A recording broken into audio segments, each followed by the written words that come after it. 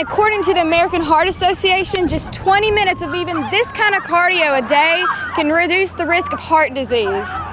Construction on Central has been a major issue for these drivers, causing quite a few traffic jams. Now, if you take a look here with me, we might be seeing some trees put into the center of Central, but we are not for sure or finalized about what their project is and when it will be completed, but we will keep you updated on this project.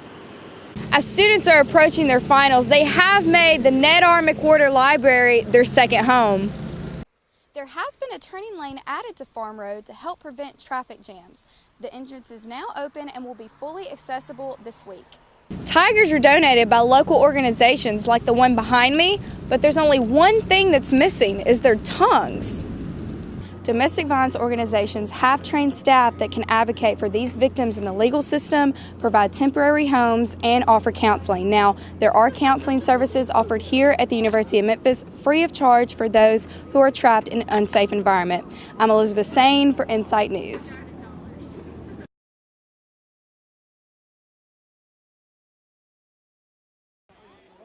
Every weekday at 12:30, people gather outside of the University Center to do fitness routines for 20 minutes. This organization helps students and faculty to step outside of their daily routines. It also encourages them to physically and mentally take a break from their everyday workloads.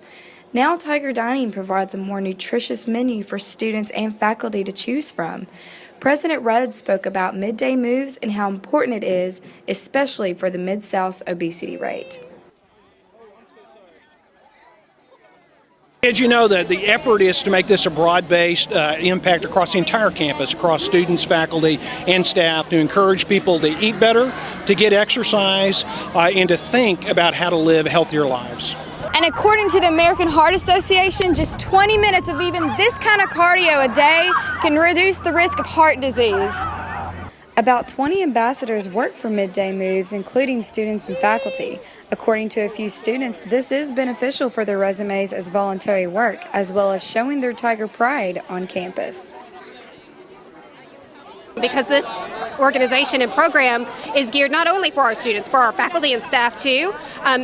The Mid-South, unfortunately, is known for its high rates of obesity. So this is just one way the University of Memphis is partnering together as a community to help benefit everybody. All of the ambassadors are recognized for their outstanding work ethics participating in the Midday Moves program. At the University of Memphis, I'm Elizabeth Sain for Insight News.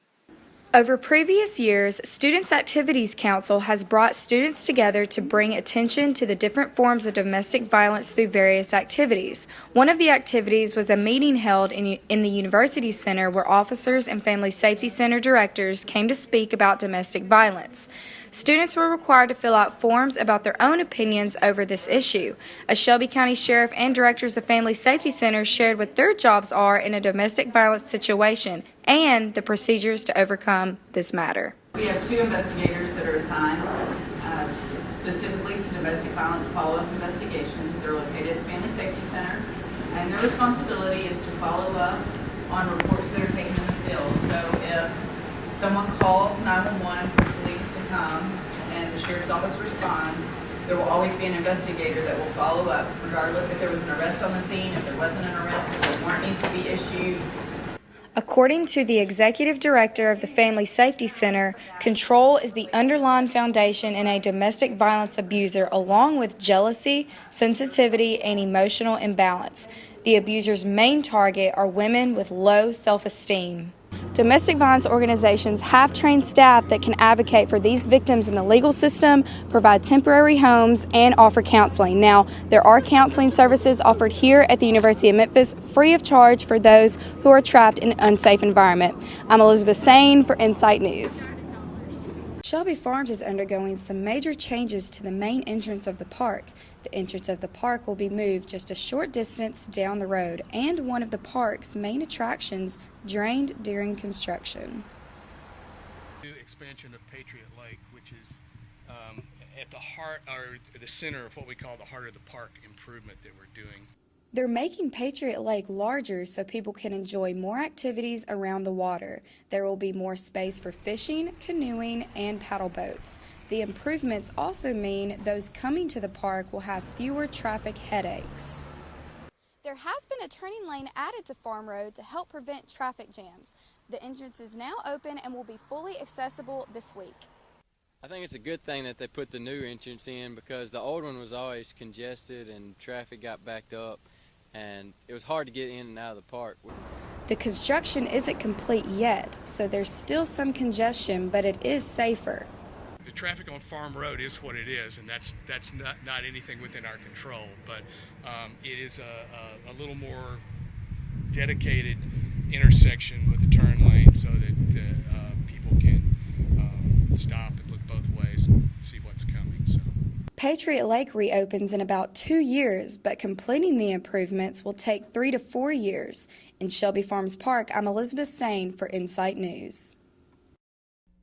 Thanks, guys. Yeah, let's look at our weather forecast here on Saturday, our Saturday forecast, because over the past couple weeks it has been a little chillier than we expected. We're in our coats and scarves, so now we are getting up to in the 60s this upcoming week. Look at this 62 degrees Saturday forecast, maybe even some scattered thunderstorms coming our way for West Tennessee and North Mississippi. 57 degrees in Atlanta and 72 degrees in New Orleans with also some scattered thunderstorms. Now, if we take a look up above in Kansas City and St. Louis, we are going to see maybe some rain chances and a cold front coming through after these scattered thunderstorms. Now, let's take a look at our Sunday forecast that we have in West Tennessee. We are going to have up to 68 degrees along with these scattered thunderstorms, bringing in the humidity, which will raise these temperatures even higher. Let's look at 70 degrees in Atlanta. It goes from 57 to 70 degrees because of this scattered thunderstorms heading our way. Now, if we look above again, the temperatures are starting to lower down just a little bit more, which is going to bring into West Tennessee, North Mississippi. Let's take a look at our 7-day forecast that we have coming up. Friday through Monday, we are looking at some chances of rain, and Saturday being our game day for University of Memphis. You might need that coat and scarf and maybe even an umbrella. We will keep you updated on this forecast. But besides rain chances coming up, Tuesday through Thursday should be clear skies for those that want to get outside and be a little active for the upcoming week. We will keep you updated on our weather forecast. Back to you guys at the news desk. I'm Elizabeth Sain.